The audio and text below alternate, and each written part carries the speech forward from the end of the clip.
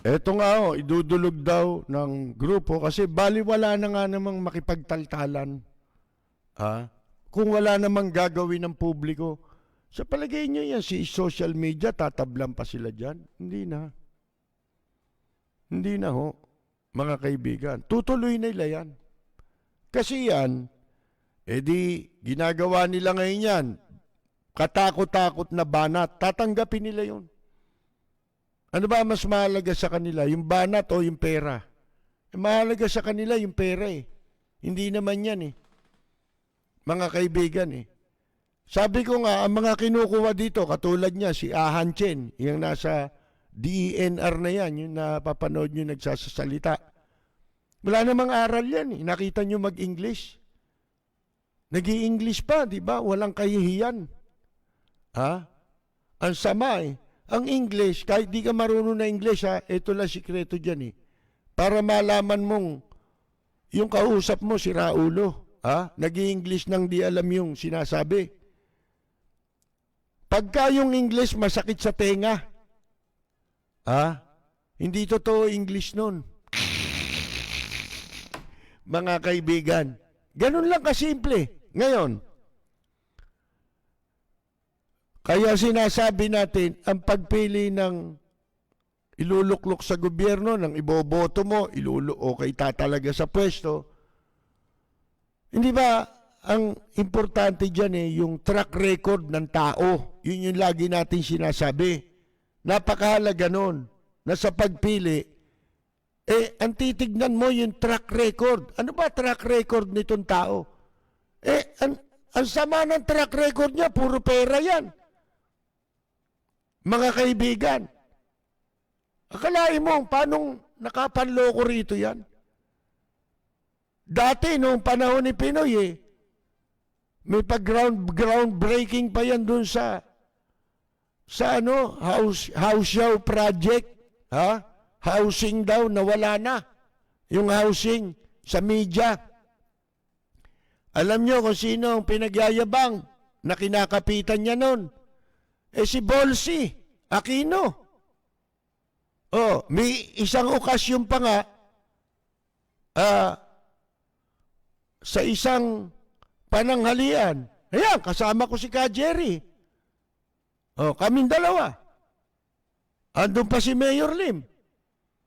Akalain ninyo, pinagmumura niya yung sekretarya nung itong mag-asawang Popoy, yung si Margie Huico. Margie Huico. Kasi meron siyang gustong makuhang salapi dun sa PCSO. Malaking salapi. Mga kaibigan. Hindi maaprobahan dahil dun sa sekretarya nung Margie Huico. Mga kaibigan. Akalain mo sa harap nung Margie Huico, sa harap ni Mayor Lim, pinagmumura, yung parang mura ni Duterte. Ikaw na po. Bakit? Ba't niya ginawa yun? Pinakikita niya. At ang sabi niya pa, kausap ko si Balsi. Ganyan pa sabi. Nung panahon ni Pinoy. Mga kaibigan. Nung panahon ni Gloria, pumasok yan sa smuggling. Anti-smuggling daw. Tapos, lahat ng inuhuli nawala. Dahil siya nandun. Mga kaibigan, laking kahihiyan ang inabot ni yung yumaong si Bebot Villar dyan. Mga kaibigan. At nagalit pa si Gloria dyan, di ba? Ito may isang instance, manunumpa kami. Alam nyo, tradition. Ano na yun Tradition na yun doon sa isang samahan ng media na wala na ngayon, binaboy nila. Yung samahan na yun, tuwing merong mga bagong elected officers, nanunumpa yun kung sino ang nakaupong presidente ng Pilipinas. Noon siyang presidente, tinanggihan ng Malacanang na makapanumpa o magpasumpa si Gloria. Isa ako sa officer noon. Pero, hindi pa ho tinatanggihan yun. Baka hindi pa sila nakakasulat sa Malacanang. Alam nyo ginawa ko? Alam ko na eh. Masama ang record nito eh. Ang ginawa ko, ako mag-isa.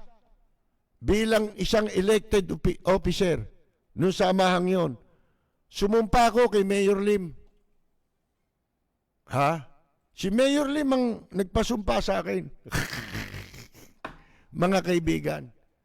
Hindi alam ni Mayor Lim yun na pasusumpahin niya ako. Hindi. Pumunta lang ako ron. May dala akong kopya ng oath of office. Pagdating ko dun sa City Hall ano ito 2000, ano ba ito?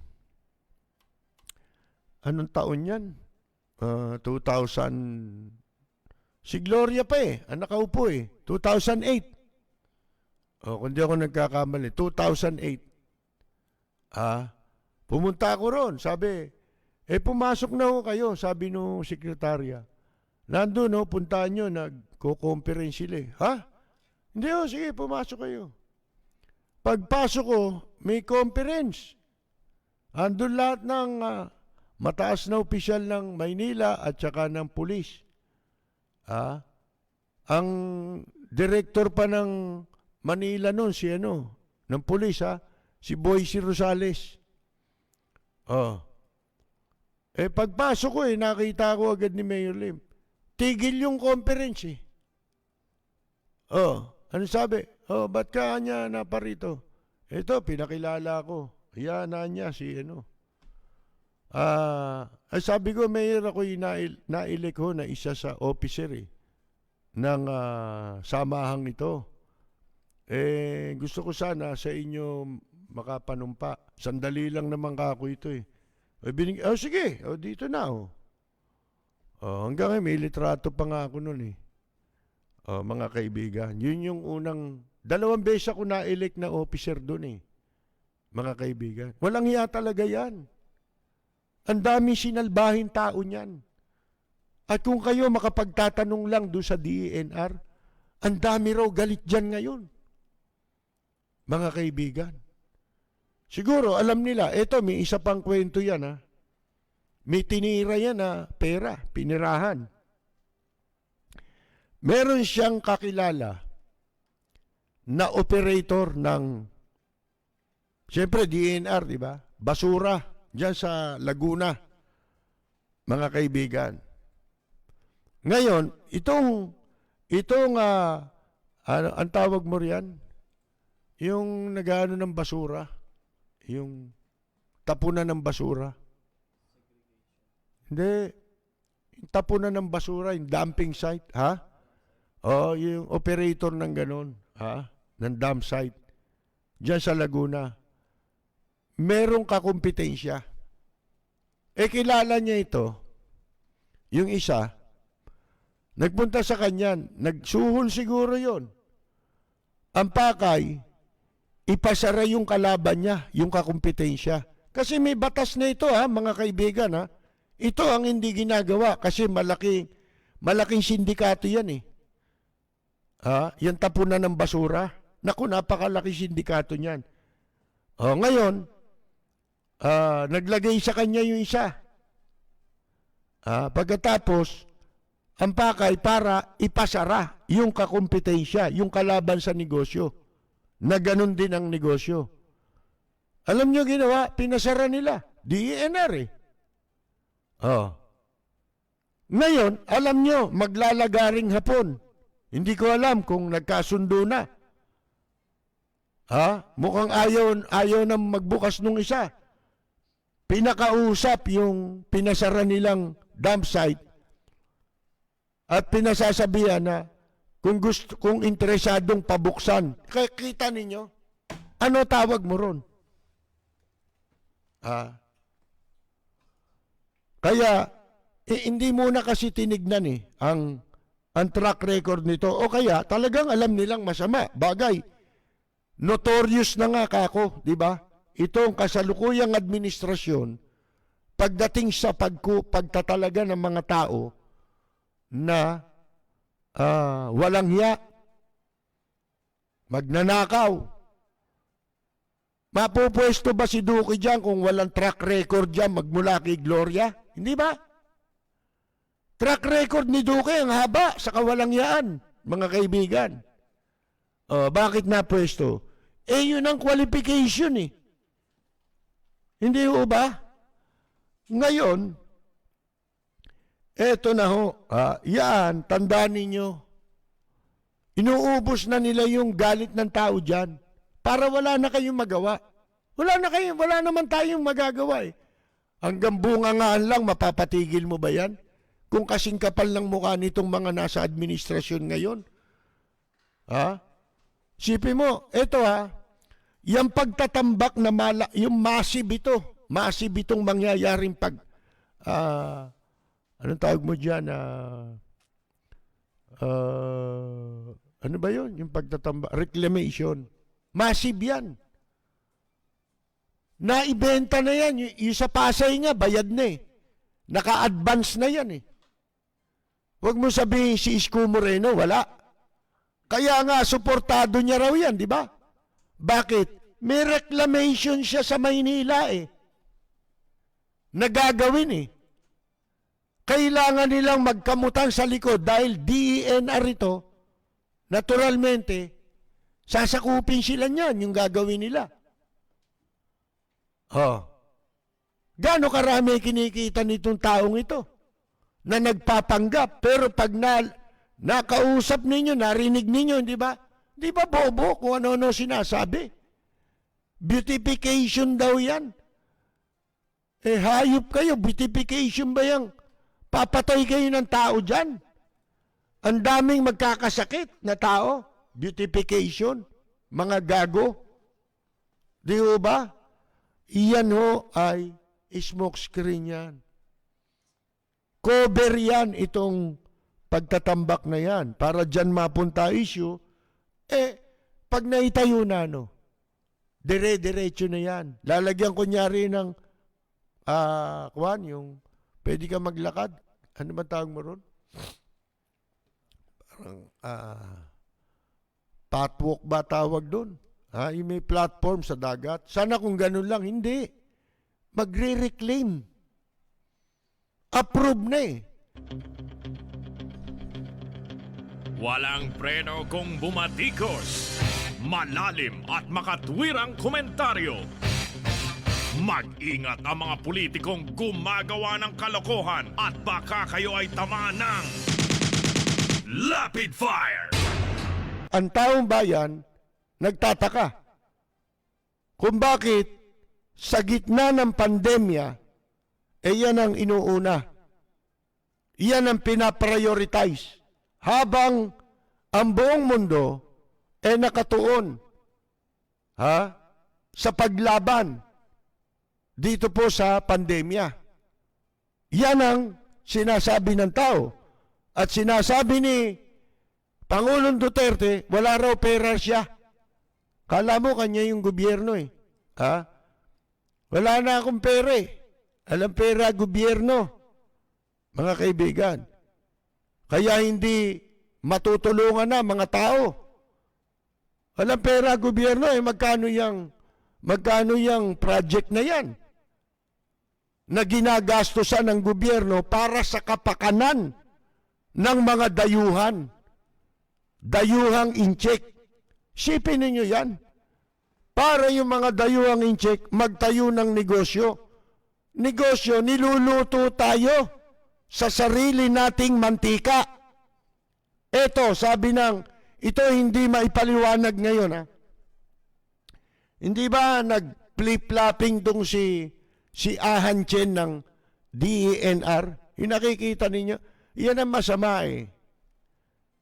Naglagay sila sa pamahalaan ng mga gobyerno, peke ang credential. Paano naging undersecretary yan? Ano na tinapos niyan? Yan yung tinawag na syunga ni Guanzon, di ba? yung mayabang na commissioner din ng COMELEC na babae. Tinawag niya Syunga. O ano sabi niyan? Hindi nakatapos ako, ganito lang Sa PUP ba? Ang sabi ko, bakit hindi nyo tanong kung kailan siya nagtapos? Di ba? Wala naman tinapos yan Ang tinapos lang niya, kumain Mga kaibigan alin? May credential pinapakita? Sa recto lang pinagawa yun Mga kaibigan yan ang hirap. Pangalawa, hindi kasi, alam nyo, talagang notorious na tong gobyerno Talagang pinipili nito mga walang hiya. Mas gusto nila may kaso na ganyan, pag nanakaw. Kaya nila, yun ang nilalagay nila. Basta masiba ka sa pera, nalaman nila, masiba ka sa pera, nag-apply ka ng trabaho sa kanila, tatanggapin ka. Pero, nakakita ba kayo may kinuha ditong matinong tao? Wala.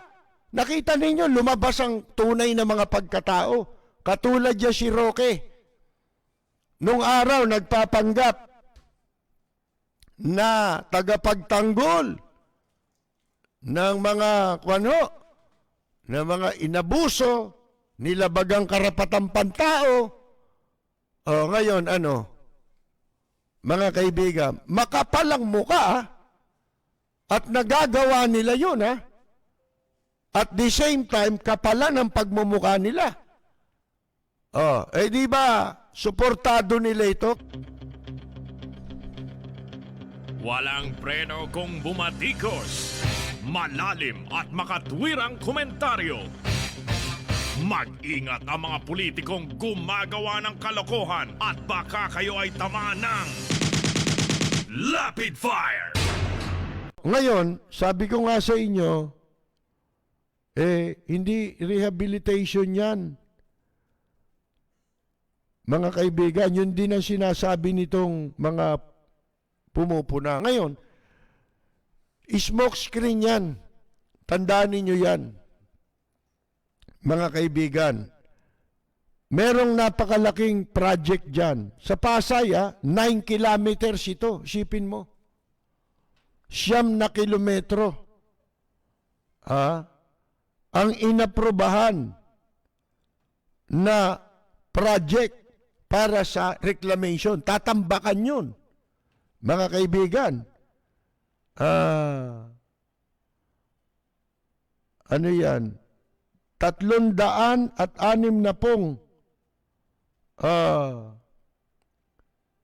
itatayo Pasay 360 isang business district gagawing business district yung 9 kilometers na yan na itatayo ng pribadong developer.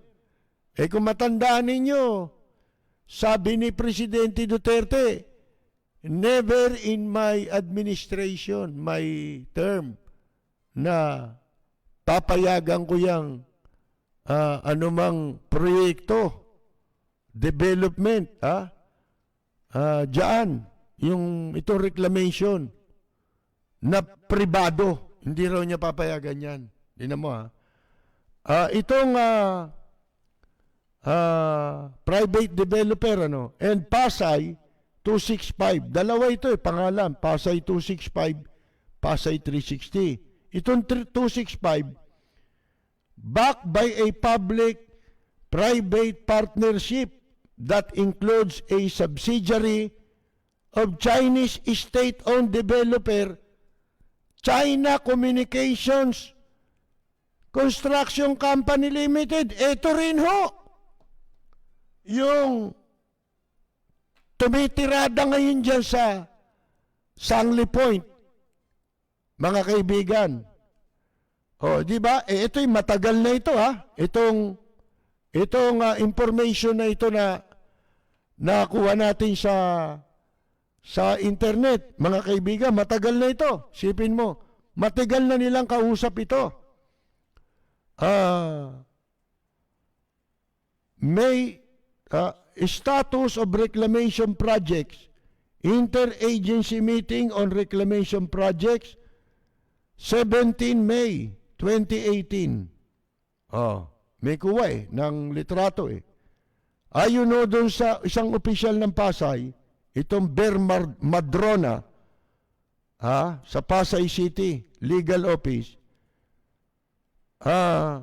the municipality has complied with all the requirements by the Department of Environment and Natural Resources in the issuance of Environmental Compliance Certificate. No objection pa raw. Ito, isa sa mga magtatayo, itong SM Prime Holdings ay noong December 2019, itong balitang ito lumabas, pinayagan na yung 360 hectare reclamation project nila sa Pasay ng SM, in line with its plan to build a new central business district along the Manila Bay area. Binigyan na sila ng Pasay City ng notice to proceed. Ibig sabihin, naglagay na ito ng kwarta. Nakatanggap na ng kwarta ito. Kaya, huwag kayo masyadong yan pa nga, maliit pa nga yan Tuloy-tuloy yan. Tuloy-tuloy na yan, mga kaibigan. Tandaan ninyo. Sabi ko nga, smoke screen yan. O, pasakalye. Kumbaga sa kanta, pasakalye lang yan. Isipin mo, 500 meters lang yan. May karugtong pa yan May phase 1 yan. Kung tawagin nila, phase 1. Meron pang phase 2 yan. Hanggang yan niya sa may Philippine Navy. Diba? Yan yung dagat mga kaibigan sisirain nila ang ating dagat. Dapat yan linisin. Hindi ba? Tatambakan mo. Marumi rin yan. Bakit? Lahat ng dumi dyan pupunta Galing sa Maynila, Pasay, Parañaque, Navotas, lahat ng nasa coastline. Pinagmumula ng basura yan, ng dumi. Saan ba lahat tumatapon ng drainage niyan? Hindi ba papunta lahat sa Manila Bay? At kung matandaan ninyo, nung pag-upo nila dyan sa DNR, di ba? Pinagtatakot lahat ng establishment dyan. Di ba? Binigyan ng ultimatum. Ano-ano? Bakit bukas? Di ba? Nabuksan lahat mga kaibigan Dahil sila raw lahat nagtatapon daw dun sa Manila Bay. Yung mga drainage nila, dun lahat ang punta. Saan pupunta yun? Kundi dyan, di ba? Ang kailangan mo dyan, yung treatment, di ba? Kung paano tatapon dyan yung mga dumi na pagdating sa dagat ay malilinis na. Hindi ba? Nagagamot na, meron ng treatment. Saan mo itatapon yan? Sa hangin? Ano gagawin mo? Pataas? Yung drainage pataas? Tambucho gagawin mo? Laking katarantado. Yun ang gawin nyo dyan, linisin nyo. Pinaputi mo nga yung kwan. Dyan din ang tapon Pag umulan, bumagyo, lahat ng basura, puntahan dyan sa Manila Bay. Kung saan ang gagaling. Kasi may mga landfill. Yun pala, landfill pala. Ang tawag doon sa dam site, di ba? Landfill. Mga kaibigan, may landfill sa Navotas. Pag bumagyo, saan pupunta yan? Diyan din, sa Manila Bay. Hakutin mo. Saan mo itatapon itong inakot mo? Doon din sa landfill na yun Kasi pabalik-balik lang. Mga kaibigan, yan po ang problema. Ito ngayon, sa Maynila, meron din reclamation dyan. Nung pinlano ito, matagal na ito natatandaan ko Si Isko, vice mayor pa nun eh. Kinausap na sila eh. Mga vice mayor ang unang kinausap dito eh. Sa reclamation na ito eh. Ngayon, ang lumilitaw, ito, yung China na naman.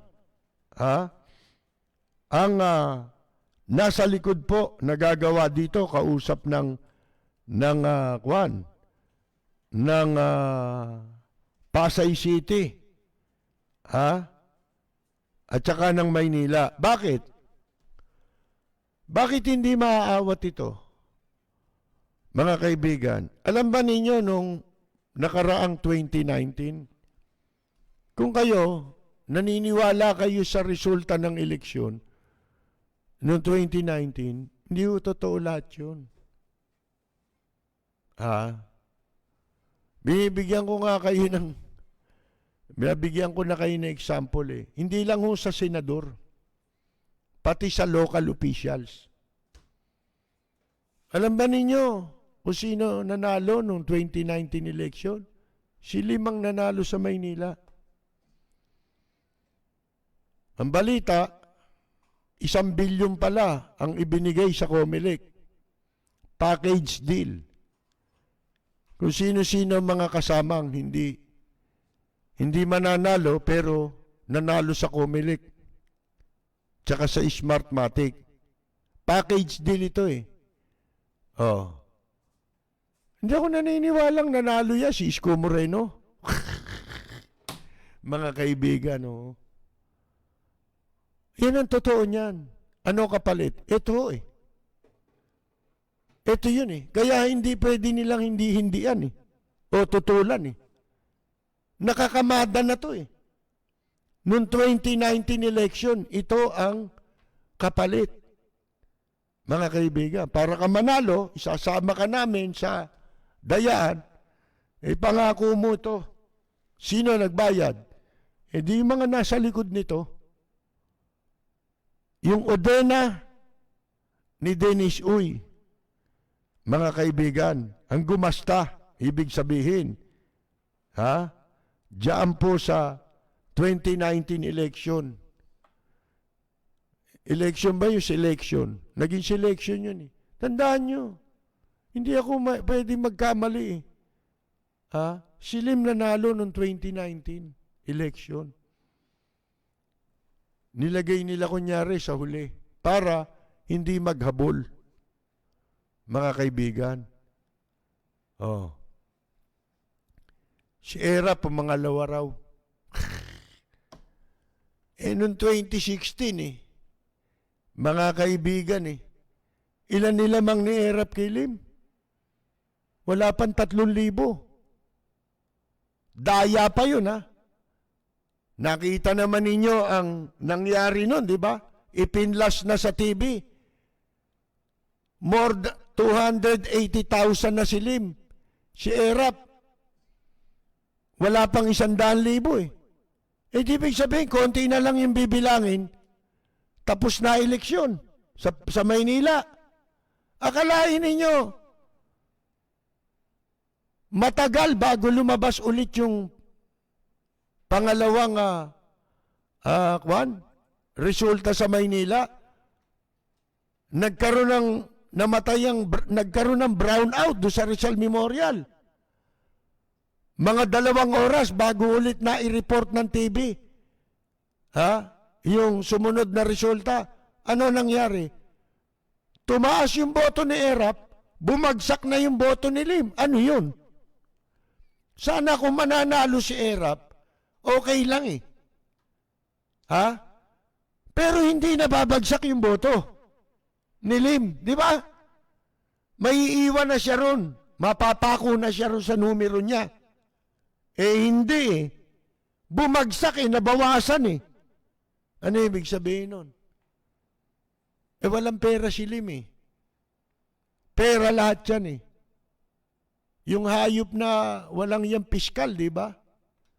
Kaya dapat alam nyo, ang daming reforma sa eleksyon. Bakit walang politikong makapagsalita? Paano? Nilalaan nila yun Nire-reserva nila yung koneksyon sa COMELEC. Dahil kung aawayin nila, hindi ka mananalo kung ibubulgar nila. Bakit? Wala silang pakialam dun eh. Bakit? Constitutional body. Ang gusto lang nung pera. Mga kaibigan, wala na to. Itong Pilipinas, sa nakikita ko, wala namang maninindigang Pilipino eh. Sa Facebook lang tayo maninindigan eh. Mga kaibigan. Walang preno kung bumatikos. Malalim at makatwirang komentaryo. Mag-ingat ang mga politikong gumagawa ng kalokohan at baka kayo ay tamaan ng Lapid Fire! Ang ating mga katropa, si Arlene at Mon Barrias sa Amsterdam, sa Italy, si Buenos Dias, Joel Diaz at si Carolina Luge. Sa Tokyo, Japan, si Jorge Beichong, si Naka-Ani Flormata Saludes, Kaenyang Mina, Carmela Torres Balcos, Carol Torres Brihiño, Rosita DC, Ella Samson Albiar, si Susana de los Santos, June Di Valencia, June Gases, nasa Guam, ano siya, dating lead vocalist ng Abracadabra, si Walden Kihan Berry sa Guam, Benji Rebueno Jr., ano yan, sila yung may-ari ng himpilan. Doon nagsimula si Nole de Castro sa kanila, sa kanyang nanay. Tagabasa ng sulat. Si Abe Aguilar, si Emmanuel Inigo, Romualdo Pascual ng Las Vegas, Angelito Pangan, Jomer Jorge Agtang, Joe Narciso Llanera, Linda Malabanan, Napoleon Gasga Pollero, Yet Guevara, Ariel D. Kabawatan, Los Unidos Joventeus, Jerby Ikban, ano kaya niya si Mr. June Ikban, dating sa Manila Bulletin. Acting press secretary to, di ba? Kamag-anak niya kaya, sigurado yun. Konti lang naman ang Ikban eh. Ricardo Macapagal, Joport Embate, Ed Arcangel Tamayo, si Elsa Joneda, si Art Diaz, Gerard Bogarin, Efren Perey, Niyala Onalokse. Ang hirap naman ng pangalan nun.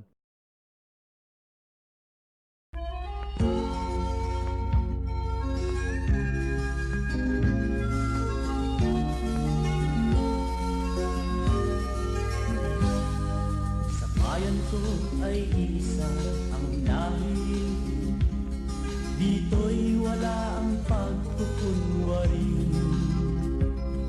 Hindi padagay, sadyang kilala sa daigdig, may pagkakaisa sa bawat nais. Magandang yumaga! Yorme Isko Moreno! Sa'yo